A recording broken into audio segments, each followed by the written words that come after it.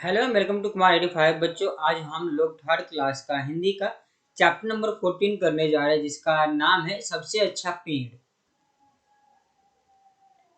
तो चलिए इस चैप्टर को पढ़ना शुरू करते हैं और समझते हैं सबसे अच्छा पेड़ ऐसा क्यों लिखा गया है इसको। क्योंकि हर एक चैप्टर जो लिखा हुआ होता है उसका कुछ ना कुछ मतलब होता है, तो इसको हम पढ़ते हैं और पढ़कर समझते हैं। तीन भाई थे। एक दिन सुबह के समय तीनों नए घरों की तलाश में निकल पड़े। गरम गरम धूप में वे सड़क पर चले गए। थोड़ी देर में आम का एक बड़ा पेड़ आया। उसके नीचे ठंडी छांव थी। तीनों भाई उसके नीचे आराम करने लगे। मतलब क्या कह रहे हैं कि तीन भाई थे और तीनों भाई एक दिन सुबह घर की तलाश में निकल पड़ते हैं और धूप मतलब गरम गरम धूप होने के कारण वो सड़क पे चल रहे थे, जिसकी वजह से वो थक गए थे। ठीक है। तभी जब कुछ दूर जाते हैं तो एक आम का पेड़ मिलता है और उसके नीचे छाया होने के कारण वो वहीं रुककर आराम करने लगते हैं। पेड़ के पके आम तोड़ कर वे मीठा मीठा रस चूसने लगे। बड़े भाई ने कहा, भाई मुझे तो यही जगह पसंद है। मतलब क्या कहते हैं, जब आम के पेड़ के पास गए तो वहां देखा कुछ पके हुए आम थे, तो उन्होंने उससे तोड़ा और उसके रस चूसने लगे। तभी बड़े भाई ने कहा कि भाई ये मुझे सबसे अच्छा मतलब ये पेड़ ही मुझे अच्छा लगा, तो मैं यही आराम करूंगा। आम के पेड़ से बढ़कर क्या हो सकता है। आम कच्चे होंगे तो हम अचार बनाएंगे और जब वे पक जाएंगे तो हम मीठे मीठे आम खाएंगे। कुछ आम हम बाद में खाने के लिए सुखाकर रख लेंगे। मतलब क्या कह रहा है कि ये देखो, इससे आपको पता है बच्चों की आम पके हुए बहुत ज्यादा टेस्टी होते हैं, तो पके हुए आम खा सकते हैं। कह रहा अगर आम कच्चा हुआ तो हम उसको तोड़ करके अचार बना लेंगे, क्योंकि आम के अचार भी बनाए जाते हैं जिसको आसानी से सुखा कर रखा जा सकता है और काफी दिनों तक खाया जा सकता है। और एक और आगे कह रहा है कुछ आम हम बाद में खाने के लिए सुखाकर रख लेंगे। सुखाकर मतलब कैसे रख सकते हैं, जिसको कच्चा आम काट कर सुखा कर रख सकते हैं या आम पापड़ बना करके हम उसको रख सकते हैं ताकि हम बाद में भी खा सकते हैं। इसमें आप देख सकते हो कि तीनों भाई हैं कि पहला मतलब इसमें आप देख सकते हो तीनों भाई बैठ करके यहाँ पे क्या कर रहे हैं, आम खा रहे हैं और आराम कर रहे हैं। पहले भाई ने आम के पेड़ के नीचे एक झोपड़ी बनाई और वह वहीं ठहर गया। लेकिन उसके भाई नहीं ठहरे, वे आगे चल पड़े। चलते चलते उन्हें केले के पेड़ मिले। तभी आसमान में से काला बादल गुजरा। टप टप पानी बरसने लगा। दोनों भाइयों ने केले का एक एक पत्ता काट लिया। उसके साए में उन पर पानी नहीं गिरा। जरा देर में बादल चला गया, बारिश रुक गई। मतलब क्या कह रहे हैं कि पहला भाई जो था वही रुक जाता है आम के पेड़ के नीचे और अपना झोपड़ी बना लेता है और वही रह जाता है। लेकिन जो दोनों भाई होते हैं वो दोनों आगे चलने लगते हैं। चलते चलते वो आगे जाते हैं तो क्या होता है कि आसमान से उनको बारिश मतलब काले काले बादल छा जाते और आसमान से बारिश आने लगती है। तभी वो क्या करते हैं, केले का एक एक पत्ता काट लेते हैं और उसके साए में वो मतलब आगे की ओर बढ़ रहे होते हैं, जिसके कारण वो बच जाते हैं, बारिश से भीगते नहीं हैं। दूसरे भाई ने कहा, बड़ी भूख लगी है मुझे भी। तीसरे भाई ने कहा। दोनों ने केले का एक पत्ता चीरा। उन्होंने एक एक करके एक एक टुकड़े पर खाना परोसा और दोनों ने भर पेट खाना खाया। मतलब कि देख सकते हो कि इन्होंने दोनों जो भाई थे आगे की तरफ बढ़ते हैं। जो बारिश होती तो बारिश के कारण क्या करते हैं, छाते की तरह इसका इस्तेमाल करते हैं। अपने ऊपर केले का पत्ते काटते हैं और उसी को अपने छाते जैसा इस्तेमाल करते हैं, उसके नीचे छुप जाते हैं और आगे की तरफ बढ़ रहे होते हैं। तभी कहता है तीसरा भाई का हमें भूख लगी है। तो वो क्या करते हैं, केले का पत्ता चीरता है, मतलब इसमें से आधे आधे करता है और उस पर खाना परोसता है और भरपेट खाना खाता है। इसके बाद एक एक केला भी खाया, मतलब वो केले भी वहां पे खाते हैं। दूसरे भाई ने कहा, मैं तो यही घर बनाऊंगा। केले के पेड़ से अच्छा क्या होगा, बढ़िया केले खाने को मिलेंगे, उसकी सब्जी बनाएंगे। कुछ केले हम बेच देंगे और उसके पैसे हम चावल खरीदेंगे और केले के पत्ते भी काम आएंगे। मतलब क्या कहता है दूसरे भाई ने कि ये केले का पेड़ से अच्छा क्या हो सकता है। केले पक जाएंगे तो हम खा सकते हैं, केले की कच्ची होंगी तो हम सब्जी बना सकते हैं। उसको बेच कर हम पैसे मतलब केले बेचेंगे तो पैसे आएंगे और पैसों से हम चावल वगैरह भी खरीद सकते हैं। और केले के पत्ते भी बहुत ज्यादा यूजफुल है, काम कर सकते हैं। जिसपे हम एज अ प्लेट मतलब कि अगर प्लेट नहीं है तो उसको हम डाल करके खाना खा सकते हैं उसके ऊपर। क्योंकि वो बहुत ज्यादा चौड़ा और बड़ा होता है, इसलिए उसको आसानी से हम उस पे खाना परोस कर खा सकते हैं।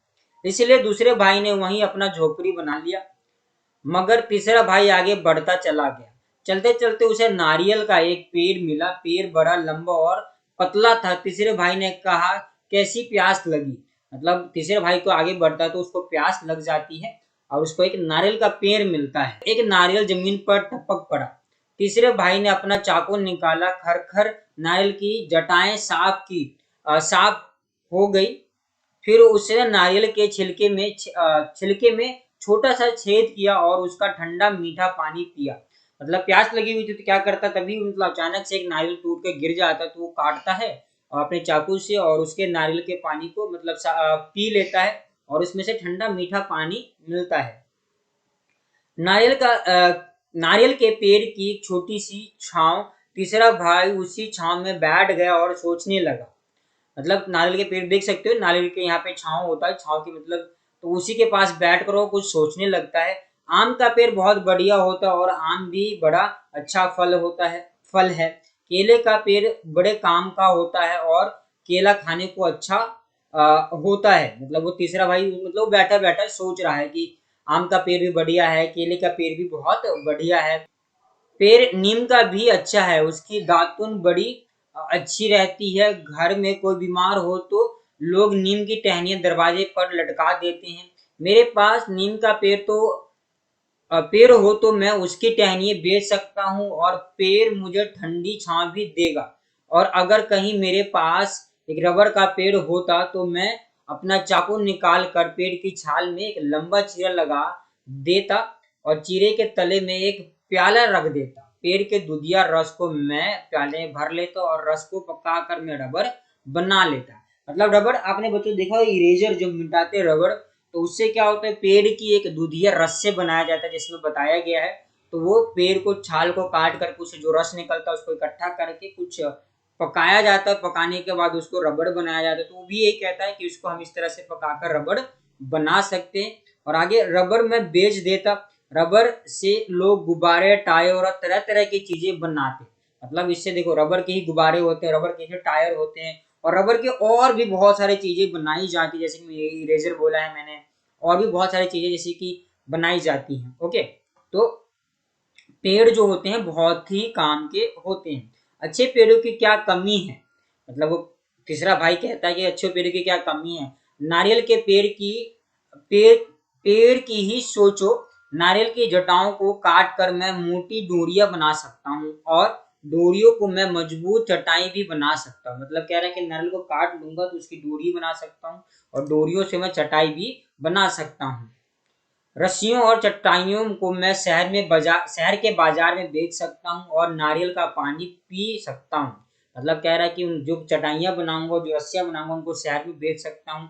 नारियल के पानी को मैं पी सकता हूँ। मैं नारियल की खड़ी खा सकता हूँ। मतलब खड़ी कहने का मतलब गोला जिसे कहते हैं हम ना, सूखी हुई नारियल, तो गोला हम खा सकते हैं। और कुछ गरी सुखा कर मैं खोपरा भी तैयार कर सकता हूँ। मतलब उसको खोपरा भी कहते हैं बच्चों। तो सुखा कर उसको हम खोपरा बना सकते। खोपड़े को पेर कर मैं गोले का तेल निकाल सकता हूँ। मतलब खोपड़े को पेर कर मतलब जैसे कि नारियल के तेल सुनी हुई ना, नारियल का तेल, तो उसको हम बालों में लगाने के लिए भी इस्तेमाल करते हैं। गोले का तेल साबुन और कितनी ही चीजें बनाने के लिए काम आता है। मतलब नारियल के तेल की बात करें कि नारियल के तेल बहुत जगह काम आते हैं, अपने बालों में लगाने के लिए, साबुन बनाने के लिए और भी कई तरह के चीजों के लिए भी इस्तेमाल किया जाता है। नारियल के छिलके को साफ करके कटोरे और प्याले बना सकता हूँ। ठीक ठीक है, तो मेरे लिए यही पेड़ सबसे अच्छा है। मतलब वो कहता है कि नारियल के पेड़ के पास ही मैं रुकूंगा क्योंकि मेरे लिए ही ये नारियल का पेड़ ही अच्छा है। तो मैं तो इसी के नीचे घर बनाऊंगा। इसलिए तीसरे भाई ने नारियल के तले अपनी कुटिया बनाई और मजे से रहने लगा। तुम्हारे लिए कौन सा पेड़ सबसे अच्छा है, मतलब वो आपसे ही पूछ रहा बच्चों कि तुम्हारे लिए सबसे अच्छा पेड़ कौन सा है। तो जो भी आप पेड़ों के बारे में जानते हो तो उसके बारे में भी बता सकते हो और उसके बारे में लिख सकते हो। ओके, तो इस तरह से तीनों ही भाई वो पेड़ों के नीचे रहने लगता है। पहला भाई आम के पेड़ के नीचे रहता है, दूसरा भाई केले के पेड़ों के नीचे रहता है, उसकी खासियत को बताता है, उसके बारे में कहता है कि हम कैसे इसका इस्तेमाल कर सकते हैं। तीसरा भाई जो नारियल के पेड़ के पास रहता है और कहता है कि मैं रस्सी बना सकता हूँ, चटाई बना सकता हूँ, नारियल का तेल बना सकता हूँ और इसको बेच कर मैं पैसा कमा सकता हूँ। तो तीनों इसी तरह से पेड़ों के पास रहते हैं और एक एक करके अपना उसी के पेड़ों के नीचे अपनी कुटिया बना लेते हैं और वहीं रहने लग जाते हैं। तो जिन्होंने लिखी ये आपके लिए जय भारत दास जी ने लिखी हुई है।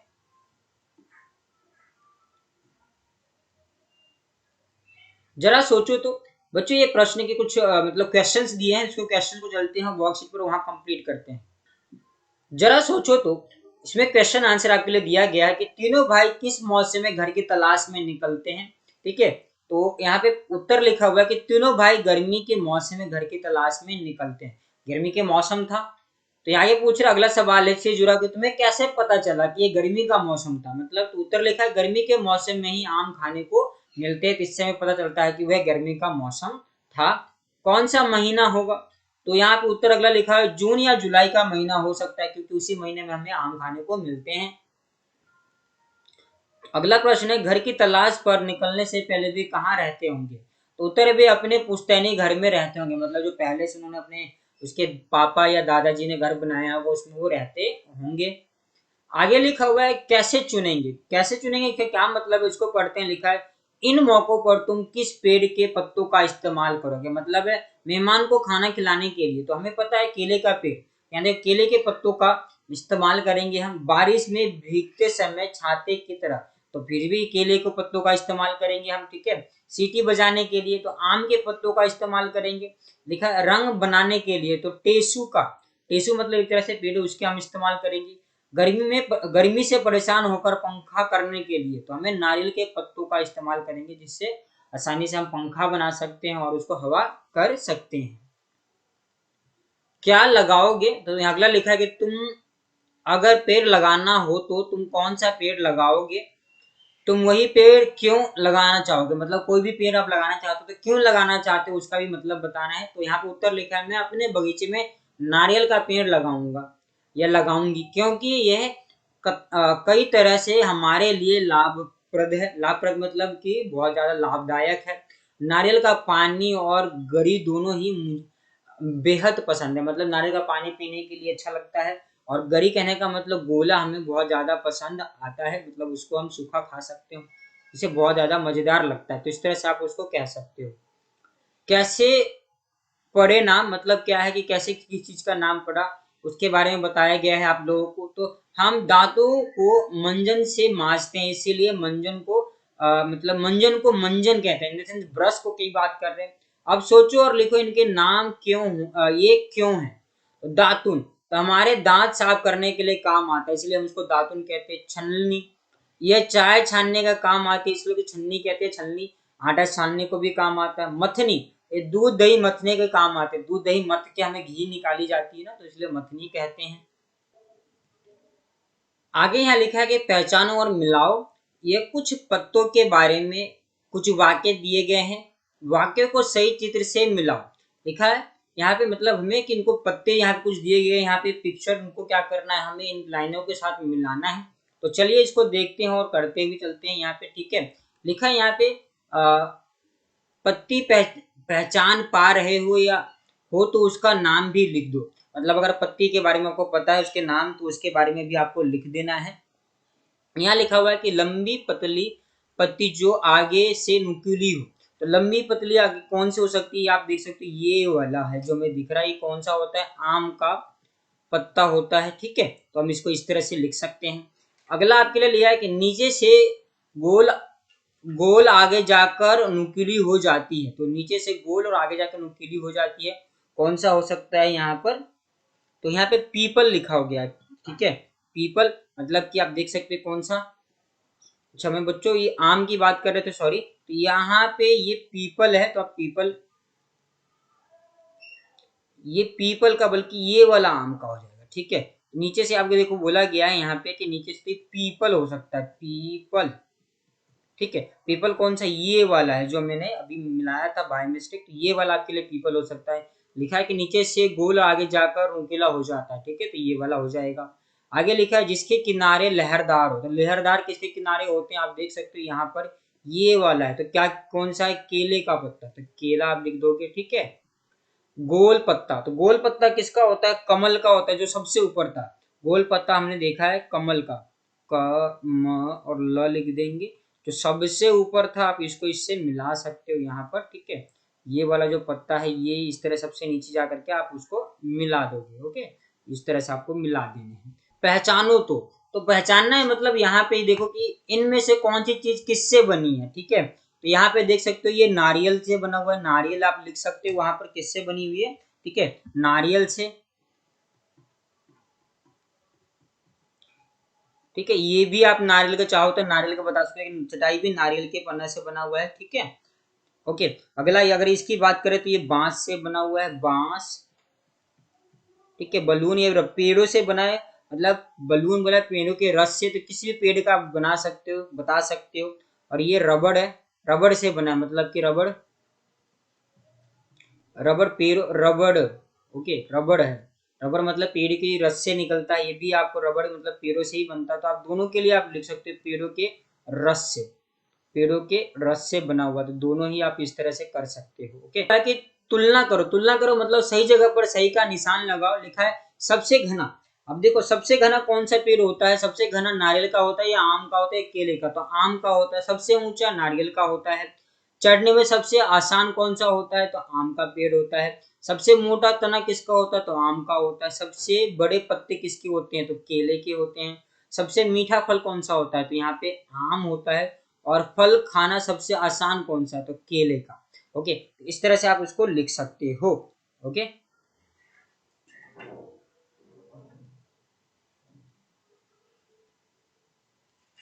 आगे लेके कुछ और फलों के नाम लिखो, मतलब गुठली वाले फल कौन से होते हैं? जैसे गुठली वाले आम हो जाएंगे आपके लिए, ओके। जामुन हो जाएगा, आप इस तरह से लिख सकते हो जामुन, ठीक है। गुठली वाला जामुन होता है। बेर होता है, बेर के साथ साथ और आप लिख सकते हो लीची होता है, लीची, ठीक है। लीची एक भी गुठली वाला होता है। बिना गुठली वाला होता है केला, अंगूर, ठीक है। केला होता है, अंगूर लिख सकते हो, अंगूर। और आपके लिए सेब भी होता है, सेब, संतरा, बिना गुठली वाला होता है, ओके। आगे चलते हैं। लिखा है, बताओ किन फलों को छिलके के साथ नहीं खा सकते हैं? कौन से फल हर मौसम मिलते हैं? देखो छिलके के साथ नहीं खा सकते मतलब कौन सा आ जाएगा हमारा? संतरा, संतरा छिलके के साथ नहीं खा सकते। और जो हर मौसम में मिलता हो, तो हर मौसम में क्या मिलते हैं? केले, पपीता, ठीक है। पपीता और सेब ये हर मौसम में मिलते हैं, ओके। इस तरह से आप इसको कर सकते हो। तो थैंक यू बच्चों, यहाँ पे आपके चैप्टर कंप्लीट होते हैं और आई होप आपको पढ़ने में मजा आया होगा।